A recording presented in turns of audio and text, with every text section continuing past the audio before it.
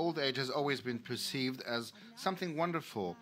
In Hebrew, they say, may you live 100 until the age of 120.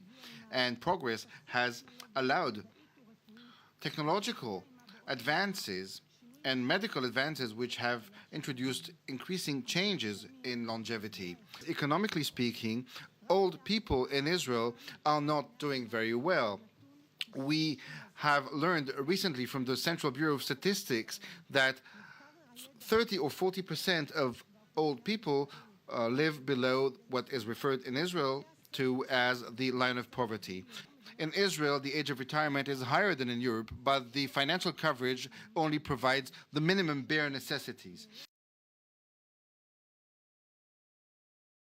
The most important social revolution is the revolution of aging. When we think about life expectancy, Israel is one of the leading countries in the world among men and women.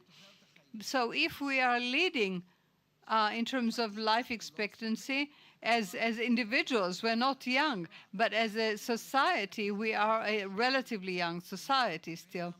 Along with the increase in life expectancy, there is a decrease since 1970 until the end of the present decade. The percentage of participation in the labor force of people at the age of over 65 and 64 to 65.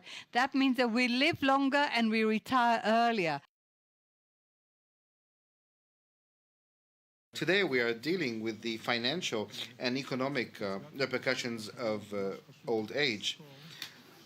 We have to remember, however, that life expectancy in Israel in the last 60 years, since it was created, has increased by 14.5 years. Every 5 years that go by, life expectancy is increased by 1 year and something. And actuarial complications are the actuarial calculations are very complicated because this has direct repercussions on pension funds, on pension payments, on nursing insurance, and so on and so forth.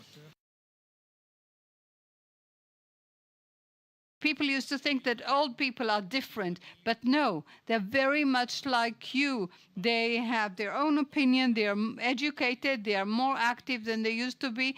There's a total misperception of the concept of old age. Government expenditure increased by 13-fold.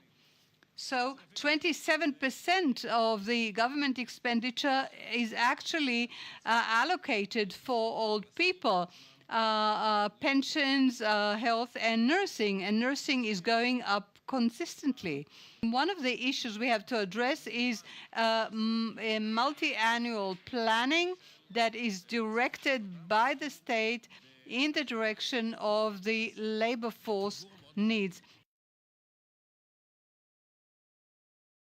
Today, we have 250,000 old people under our care, but this does not include the old people who come to clubs or are members of supportive community and do not need financial support. Today, we are concerned with the problem of poverty, supplementary income, the reinforcement of employment options, and the resolution of the problem of social isolation. As Arie has said, the profile of old people is going to change in the future.